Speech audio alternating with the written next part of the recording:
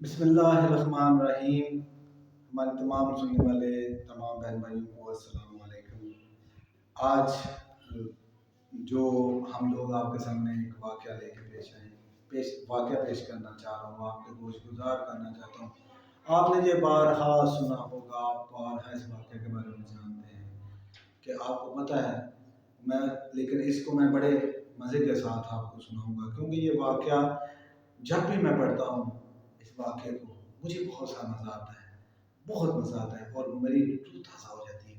ایمان کی ایک اس ایمان و یقین کہ اس کے اندر ایک وہ طاقت وہ میں دیکھتا ہوں اس واقعے کے اندر جو دل کو مسکون کر دیتی ہے۔ واقعہ آپ لوگوں نے سنا ہوگا کہ یمن کا ایک بادشاہ تھا، تو یمن کے بادشاہ نے جب دیکھا کہ خانہ کعبہ کی طرف بہت سارے لوگ جاتے ہیں، بہت سارے لوگ جاتے ہیں وہاں پہ، اور وہاں پہ تجارتی ایک مرکز بنتا جا رہا ہے، تو یمن کے بادشاہ کے دل میں خانہ کعبہ کی حسد پیدا ہوتا۔ اس نے ایک عبادت گاہ یمن میں بنائی، بہت بڑی عبادت گاہ، بہت خوبصورت۔ اس نے ہیرے جواہرات لگے ہوئے تھے، اس کے اندر یاقوت لگوائے، اس کے اندر تمام قیمتی پتھروں سے اسے آراستہ کیا، اور لوگوں کو مدعو کیا کہ وہ ادھر ایسے عبادت خانے کی طرف رجوع کریں، لیکن وہ عبادت خانہ کے بجائے سیر کا ایک مرکز، سیر گاہ کی طرح تو لوگ جاننے لگے، لیکن عبادت کے طور پر لوگ یہیں پہ تشریف لا رہے تھے خانہ کعبہ کی طرف۔ اب اس کے دل میں یہ حسد پیدا ہوا، انہوں نے ایک کہانی گھڑی، اور وہ کہانی یہ تھی کہ ایک عربی ہماری عبادت گاہ میں آیا، اور اس نے ہماری عبادت گاہ کو گندا کر دیا، نجس کر دیا۔ اب ہم اس کا بدلہ خانہ کعبہ کو مسمار کریں گے اور مسمار کر کے لیں گے۔ تو اس نے اس کا جو سپہ سالار تھا فوج کا، ابراہ، اس کے زیر نگرانی ایک بہت بڑا لشکر جو ہے وہ ترتیب دیا، اس کی کمانڈ میں اس لشکر کو کس کی طرف بھیجا؟ خانہ کعبہ کو مسمار کرنے کی طرف بھیجا۔ جب وہ لشکر لے کر کے آ رہا تھا تو مکے میں، ادھر مکہ وہ ایک منظم آرمی تھی، مکے کے لوگ جو تھے یہ ایک منظم آرمی، انہوں نے پہلے کبھی ان کے ساتھ جنگ نہیں کی تھی، یہ آپس میں جو ان کی لڑائیاں ہوتی تھی 200 افراد تک حد ہوتا تھا، 200 ادھر سے آگے 200 ادھر، اور یہ آپس میں لڑائی جھگڑے، لیکن یہ ایک منظم قسم کی فورس سے، منظم قسم کی آرمی کے تھے، نہ کبھی لڑے تھے اور نہ ہی یہ اس وقت بھی لڑ سکتے تھے۔ تو بہتر سمجھا حضرت عبد المطلب جو اس وقت اہل مکہ کے سردار تھے اور متولی کعبہ تھے، انہوں نے تمام لوگوں کو کہا کہ تم لوگ یہاں سے چلے جاؤ۔ سارے لوگ وہاں سے ہجرت کر گئے، اور ہجرت کہاں پہ؟ پہاڑوں پہ جو کیوز تھے یا غاروں میں وہ ہجرت کر کے ان غاروں میں چلے گئے۔ اچھا، اب جو مکہ تھا، مکے کے اندر کون رہ گیا؟ سبھی لوگ مکے کے، کہتے ہیں کہ مکے کے اندر تاریخ لکھتی ہے کہ مکے میں جو پالتو جانور لوگوں نے رکھے تھے، اگر کسی نے طوطا رکھا تھا، اگر کسی نے بلی پال رکھی تھی، اگر کسی نے بکری، بھینس، گائے جو بھی رکھی ہوئی تھی، وہ سب کے سب لے کر کے چلے گئے۔ مکے میں اب کوئی بھی نہیں ہے، صرف 2 شخصیات ہیں مکے۔ تاریخ میں لکھا، بھائی میں اپنے پاس سے نہیں پڑھا، میں نے پہلے کہا تھا کہ میرے واقعات جو ہے وہ میں کسی ایک کتب سے نہیں لیتا یا ایک کتب پر اکتفا نہیں کرتا، میں مختلف کتب کا مشاہدہ کرتا ہوں، مختلف کتب کو پڑھا ہوتا ہے، اور ان میں سے واقعات ہوتے ہیں۔ اب میں نہ تو کسی کے ساتھ مناظرے میں بیٹھا ہوں اور نہ ہی میں مناظرے کرنے ہیں، میں وہ واقعات صرف گوش گزار کروں گا تاکہ ہماری جو بچے ہیں وہ اس واقعات کو سنیں، واقعات کو سن کر کے اپنے اندر، میرا مین مقصد واقعات سنانا نہیں ہے، میرا مین مقصد آپ کے شعور کو بلند کرنا، ہمارے ایمان جو ہے ہمارا اس میں جو بڑھ جائے جس واقعے کی وجہ سے، بس وہ سنانا، ٹھیک ہے؟ واقعہ کسی کتاب میں کچھ ہو سکتا ہے، کسی میں کچھ ہو سکتا ہے، لیکن واقعے کا مقصد کچھ نہیں ہو سکتا، واقعے کا مقصد صرف ایک ہوگا۔ اچھا، اب ابراہ نے جب وہ حملہ کرنے کا ارادہ کیا، تو اب اس نے کیا کیا؟ मक्के में अब कोई नहीं। आपको मैं बता चुका हूँ कि मक्के के अंदर अब सिर्फ 2 शख्सियात हैं, और दोनों शख्सियात के बारे में मैं बता ही देता हूँ कि जो तारीख में लिखी हुई हैं। एक का नाम जनाब हज़रत अब्दुल मुत्तलब है, और एक उनके जवान साला बेटे हज़रत अबू तालिब है। ये 2 शख्सियात हैं, ठीक है, और कोई भी नहीं। अच्छा, अब अबरहा ने मक्का के बाद बाहर डेरा लगाया, वहाँ पे आपने ठहराव किया लश्कर को। वहाँ पे एक चरागाह थी जहाँ पे हज़रत अब्दुल मुत्तलब जो है उनके ऊँट चर रहे थे, तो उसके फौजियों ने उन ऊँटों को पकड़ लिया, ठीक है। अब अबराह जो है वो उसको एक पैगाम जनाब हज़रत अब्दुल मुत्तलब अलैहिस्सलाम ने भेजा और कहा कि हम आपसे मिलना चाहते हैं। ये कौन है? सरदार कुरैश, और वो उधर सरदार बन गया है वो। अब हज़रत अब्दुल मुत्तलब चले उससे, उनका ठीक है फलां वक्त है, उस वक्त में आप तशरीफ़ ले आए। और उस वक्त में उसने मुलाकात की मुकाम किस तरह का बनाया? उसने एक खैमा सजाया, खैमे के अंदर उसने अपने तख्त रखा, तख्त के ऊपर वो बैठ गया, और वो जितने लोगों को बिठाना चाहता था, 50, 100, 20, जितने लोगों को बिठाना चाहता था उतनी उसने कुर्सियाँ दोनों तरफ लगा दी, और लोगों को हदायत कर दी कि याद रखो जब सरदारे कुरैश आए तो आप लोगों ने अपनी जगह से नहीं उठना, आपने यहीं बैठे रहना है। वो सरदारे कुरैश मेरे सामने खड़े होकर बात करें और मैं तख्त में बैठ के उनसे मुखातब होऊंगा, तो किसी ने अपनी जगह नहीं छोड़ी। ये सारा कुछ तय हो गया। अब मंजिल कशी आप लोगों ने कर ली होगी कि एक तख्त लगा हुआ है, तख्त के दोनों तरफ कुर्सियाँ लगी हुई हैं, और एक बहुत बड़ा सा खैमा बना हुआ है। खैमे के बाहर जनाब हज़रत अब्दुल मुत्तलब खड़े हैं, और कहा गया जब ये सारा कुछ हो गया तो उनको कहा कि आएँ, तशरीफ़ लाएँ। और क्या तारीख कहती है कि जनाब अब्दुल मुत्तलब के लिए जो सबसे पहले जिसने अपनी जगह छोड़ी वो अबराह ही था। वो उठ के खुद तख्त पर खड़ा हो गया और उसने इस्तकबाल किया, और किसी ने बैठने के लिए जगह देता या ना देता, इब्राहिम ने खुद कहा यहाँ पे आके मेरे पास तशरीफ रखिए।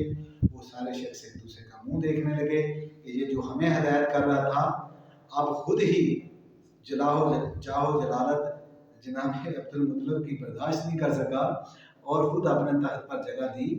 बहरहाल किस्सा मुख्तसर कि जनाब अब्दुल मुत्तलब उसके पास बैठ गए, और बैठ के उसने कहा कि आएँ, तशरीफ़ लाएं, बैठें यहाँ पे। जब दोनों बैठ गए, दोनों जनाब हज़रत अब्दुल मुत्तलब बैठ गए, अबराहा बैठा था। अब तय हुआ भाई आप ये मुझे बताएं कि आप क्या चाहते हैं, आप ये बताएं कि आपको मुझसे क्या आवाज़ है। हज़रत अब्दुल मुत्तलब ने कहा कि मुझे तो मेरे ऊँट चाहिए जो तुम्हारे फौजियों ने पकड़ लिए, मुझे मेरे ऊँट दे दो। वो जैसे उसको करंट नहीं लगता उस तरह अबराहा पूछा। उसने कहा कि ये आप क्या कह रहे? मैं तो समझता था कि मैं काबा पे हमला करने के लिए आया हूँ, आप काबा के मामले में मुझसे कोई बात करेंगे? आपने तो अपने ऊँट क्या 4 ऊँटों के लिए आप सरदारे मक्का तशरीफ लाए हैं? मैं तो कहा था कि आप मक्का के हवाले से कोई मेरे साथ बात करेंगे। अब जनाब अब्दुल मुत्तलब यही उसके मुंह से निकलवाना चाहते थे, यही चाहते थे कि वो यही कहे अपने मकसद में। जैसे ही हज़रत अब्दुल मुत्तलब कामयाब हुए, आपने उससे फरमाया कितने इत्मीनान के साथ, कितने यकीन के साथ, यकीन कामल के साथ आपने फरमाया काबा की बात छोड़ो, काबा का जो मालिक है वो जाने और उसकी हिफाजत जाने, उसके मामले जाने। मैं क्योंकि ऊँटों का मालिक हूँ, मैं तो तुमसे ऊँटों की बात करूँगा। काबा का तल्लक किसी और जगह। अबरा को बता रहे थे और हमला करने से पहले सोच ले अगर मैं सरदार मक्का हूँ, मैं भी मक्का के बारे में तुझसे बात नहीं कर सकता। तू मक्का पर हमला करने से पहले सोच ले इस मामले में कि उसका कोई मालिक ऐसा है जिसका मुकाबला कोई नहीं कर सकता। सोच। बहरहाल हजरत अब्दुल मुतलब को उनके ऊँट वापस मिले, आप वापस आए। अब मैंने आपको बता दिया था कि मक्का में तो कोई था ही नहीं। ये दो शख्सियात थी, एक जवान साला बेटा थे जनाब हजरत अबू तालिब थे, और एक आप हजरत अब्दुल मुतलब थे, बूढ़े थे। तो कहते हैं कि जब सरकार वापस मक्का में आ गए, देखा मक्का बिल्कुल लोगों से खाली है, खाना काबा के दर को पकड़ा। जब सुबह हुई, जिस दिन सुबह हमला अब्राहा ने करना था, तो हजरत अबू तालिब और हजरत अब्दुल मुतलब कहते हैं खाना काबा के दरवाजे पे आके खड़े हुए, खाना काबा के दरवाजे को पकड़ा और हजरत अब्दुल मुतलब ने एक दुआ की, या रब्बुल आलमीन। अब वो दुआ एक लंबी दुआ है। कहा कि मालिक तू ही इसकी हिफाजत करने वाला है, मुझे तेरा यकीन है। तो जो भी दुआ है, अब वो दुआ तो उसी रवानियत से पढ़ी जाए, वो एक वीडियो उस पर अलग बन सकती है, पर एक दुआ जब दुआ की, आप कुछ लोग कहेंगे कि भाई उस वक्त तो इस्लाम नहीं आया था, ये नहीं आया था, तो आपने हजरत अब्दुल मुतलब ने अल्लाह को कैसे पुकारा? भाई याद रखें, दीन इब्राहिम से थे आप, दीन इब्राहिम की पैरवी कर रहे थे। तो अक्सर कुतुब में भी ये मिलता है कि आप दीन इब्राहिम पर थे, जो नबी पाक सल्लल्लाहु अलैहि वसल्लम के जात थे वो सारे दीन इब्राहिम की पैरवी करते थे। अच्छा, अब पूछा गया, हजरत अब्दुल मुतलब ने पूछा कि हजरत अबू तालिब ने कहा कि पापा मुझे जो पहाड़ है ना, पहाड़ों के पीछे से मुझे जो हाथी हैं उनके सर नजर आ रहे हैं। हाथी उस वक्त जिस फौज में शामिल होता था, समझ ले टैंक ही होता था उस वक्त का। तो कहा मुझे पीछे जो है ना वो हाथी आते नजर आ रहे हैं। तो जनाब अबू तालिब ने कहा, हजरत अब्दुल मुतलब ने कहा, बेटा तो आसमान पर देख, आसमान पर तुझे कुछ नजर आ रहा है? हजरत अबू तालिब ने एक तरफ देखा और देखा तो कहा, बाबा मुझे कुछ बादल से आते हुए नजर आ रहे हैं। उस वक़्त हजरत अब्दुल मुतलब ने फरमाया, अल्हम्दुलिल्लाह, अल्लाह की नुसरत आ पहुंची। अब वो बादल ना थे, बल्कि वो नन्हे नन्हे अबाबील थे। सारे जानते इस वाक़े को, सारा आपने सुना हुआ है। उनके कैंकर थे, उनके मुंह में वो जब कैंकर फेंकते थे तो वो कुरान में इसी तरह अल्लाह ताला ताइफा वाली आया आपने पढ़ा होगा, तो उसमें लिखा होगा जब वो कैंकर लेता तो वो हाथी समेत नीचे सवार समेत सार के उसके लगा, तो वो हाथी को भी चीरता हुआ नीचे निकल जाता। और वो क्या है, चबाए हुए भूसे की तरह हो गए। चबाए हुए भूसा तो वैसे ही नकारा होता है, चबाया हुआ भूसा और कुछ, समझ गए ना, उसकी तरह हो। अच्छा, जब वो गिरे खत्म हो गया, आपको सारे बातें का पता है। ये ईमान और यकीन किसका था, किस पर था? एक तरफ फौज देखे, हाथियों का हमला, और आपको भी याद रखें इसी साल जिस साल हाथियों का ये हुआ था, इसी साल हमारे आका सरकार हजरत मोहम्मद सल्लल्लाहु अलैहि वसल्लम उनकी वलादत बासादत का भी साल। ठीक है, आप बहरहाल इसके आगे भी बहुत सारी ऐसी मार्फत वाली बातें हैं जो मैं कर सकता हूँ, पर मैं आपको ईमान यकीन के बारे में बात करूँ। एक तरफ अब्दुल मुतलब तैनात है और उधर लश्कर देखे, लेकिन इधर यकीन ऐसा था किस पर, उस पर। तो पता चला कि यकीन व ईमान और मार्फत नबी पाक सल्लल्लाहु अलैहि वसल्लम के घराने में हमेशा से पाया जाता है। इसी दुआ के साथ कि आप लोगों ने मेरे इस वाक़े से सबक हासिल किया होगा, और इस वाक़े को मज़ीद कुरान पाक में पढ़िएगा, मज़ीद तारीख़ की रोशनी में इसको ज़रूर देखिएगा, बहुत कुछ सीखने को मिलता है। कुरान का वाक़या है और कुरान को दिल से पढ़ना चाहिए। अल्लाह ताला के साथ जिस तरह काबा पे حملہ کرنے والے نست و نبود ہو گئے تھے۔ آج میری دعا ہے کہ اللہ تعالیٰ کی ذات ہر دشمن اسلام کو نست و نبود فرمائے۔ والسلام علیکم ورحمۃ اللہ وبرکاتہ۔